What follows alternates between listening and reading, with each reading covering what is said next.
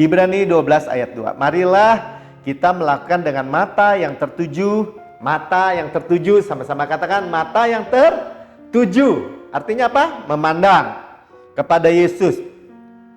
Ketika kita memandang kepada Yesus yang memimpin kita dalam iman dan membawa iman kita itu kepada kesempurnaan. Ya, looking unto Jesus dalam bahasa King James-nya ya. The author and the finisher of our faith. Penulis dan penyelesai iman kita. Sudah selesai belum? Sudah selesai. Sekali lagi ya. Jadi iman itu memunculkan segala sesuatu yang sudah ada di alam roh. Saya sudah sehat. Saya sudah kaya. Tapi Pak, kenyataannya sakit Pak. Kenyataannya Bapak masih kurang duit ini. Kurang kaya kelihatannya. Kenapa Bapak berkata begitu? Saya mengatakan apa yang Yesus layak terima. Dan itu semua milik saya. Apakah akan terjadi? Itu akan muncul ketika apa? Ketika kita percaya dan menerima. Kalau belum terjadi apa Pak? Kalau belum terjadi nggak apa-apa. Karena ada pengharapan namanya. Dan pengharapan tidak mengecewakan. Karena kasih Allah dicurahkan dalam hati kita. Tuhan tidak mematahkan atau memberhentikan pengharapan kita. Bahkan dikatakan, jangan lepaskan pengharapanmu. Karena besar upah penantinya. Dan dikatakan juga bahwa pengharapan itu adalah sauh yang dilabuhkan di belakang tabir, yaitu Yesus. Pengharapan kita apa? Pasti. Saya sudah sampaikan ya di waktu yang lalu bahwa pengharapan Alkitab itu adalah pengharapan elpis namanya di dalam bahasa Yunani. Positive expectation of good. Segala hal yang positif yang kita inginkan atau harapkan yang baik, tidak ada yang buruk dan positif. Dan certain, pasti. Sama-sama katakan, pasti. Oh Bapak pasti-pastiin gitu, nanti orang kecewa lupa. Nanti orang menjadi di PHP. Tidak saudara. Ya, semua orang yang berharap di dalam Alkitab, saya lihat. Misalnya tadi saya katakan Kaleb. Dia menanti 45 tahun. Tetapi dia tetap percaya. Malah semakin besar. Apa yang dia lihat sebelumnya, dia hanya mungkin berpikir waktu 45 tahun yang lalu bahwa di Kades Barnea dia mengintai dari Kades Barnea, dia melihat tanah yang berlimpah susu dan madunya. Tetapi orang-orang melihat raksasa, dia lihat raksasa itu sebagai roti yang dia makan.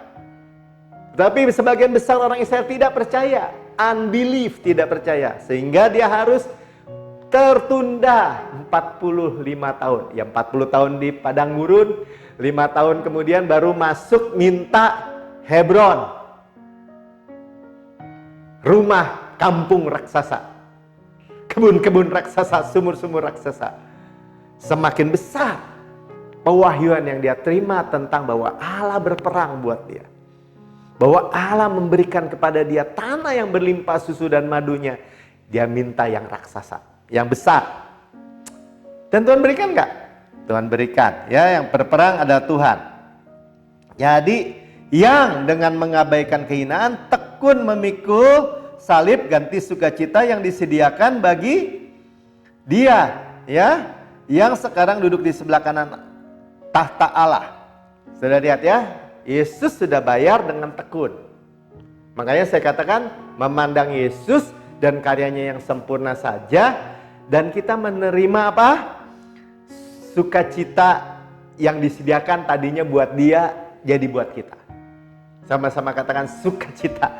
Ya, dan sekarang yang duduk di sebelah kanan Allah Bapa. Di dalam Efesus dikatakan kita didudukan bersama-sama Yesus di sebelah kanan Allah Bapa. Posisi kedudukan kita. Coba saudara pandang. Posisi dan kedudukan kita bersama-sama dengan Yesus di sebelah kanan Allah Bapa.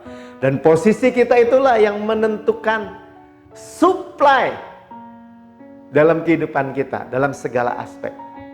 Suksesan, keutuhan, kemenangan tanpa susah payah. Ya walaupun ini bagian terakhir dari bab-bab terakhir dari buku ini, dan semakin banyak yang harus disampaikan rasanya. Saudara tinggal ulang-ulang saja, baca lagi dan baca lagi. Saudara akan menemukan mutiara-mutiara. Saudara menemukan hal-hal yang baik yang Tuhan sediakan.